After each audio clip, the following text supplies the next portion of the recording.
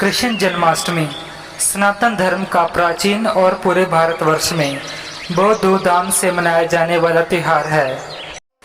इस दिन भगवान विष्णु अपने 8वें अवतार श्री कृष्ण के रूप में कंस के कारागार में वसुदेव और माता देवकी के गर्भ से प्रकट हुए थे।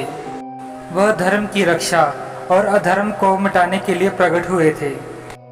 भगवान श्री कृष्ण को दो चीजें अत्यंत प्रिय थी, एक बांसुरी और दूसरी माता राधा रानी।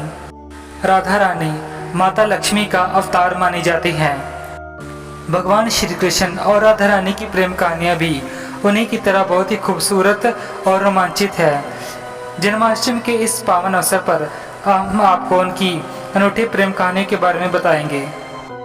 अन्य पुरानी कथाओं के अनुसार राधा श्री कृष्ण से 5 वर्ष बड़ी थी।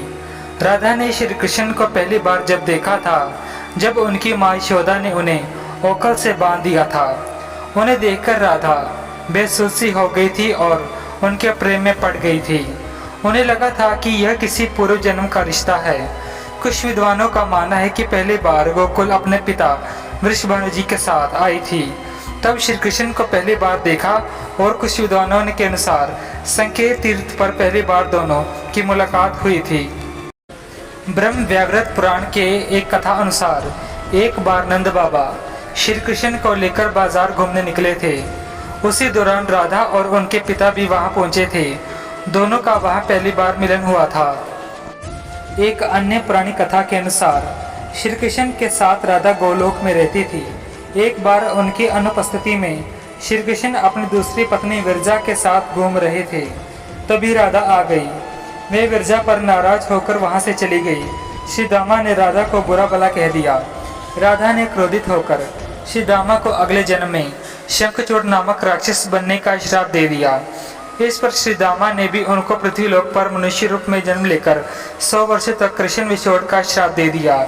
श्री कृष्ण ने कहा, तुम्हारा मनुष्य रूप में जन्म तो होगा, लेकिन तुम सदैव मेरे पास रहोगी। राधा कृष्ण की मुरली सुनकर बावरी होकर नाचने लगती थी और उनसे मिलने के लिए बाहर निकल जाती थी। जब उनके प्रेम की चर्चा चल पड़ी तो समाज ने उनका घर से बाहर जाना बंद कर दिया। कृष्ण ने माता के साथ राधा से विवाह की बात की। मैया ने कहा, वह तुमसे 5 साल बड़ी है। दूसरा यह कि उसकी मंगनी पहले से ही किसी और के साथ तय हो चुकी है, तुम्हारा उससे विवाह नहीं हो सकता। यह बात नंद बाबा तक पहुंची तो उन्होंने कृष्ण को समझाया, वह नहीं माने। गर्ग ऋषि ने कृष्ण को समझाया कि तुम्हारा जन्म किसी खास लक्ष्य से हुआ है।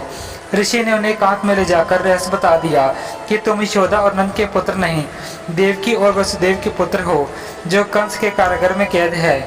यह सुनकर कृष्ण के जीवन की दिशा बदल जाती है।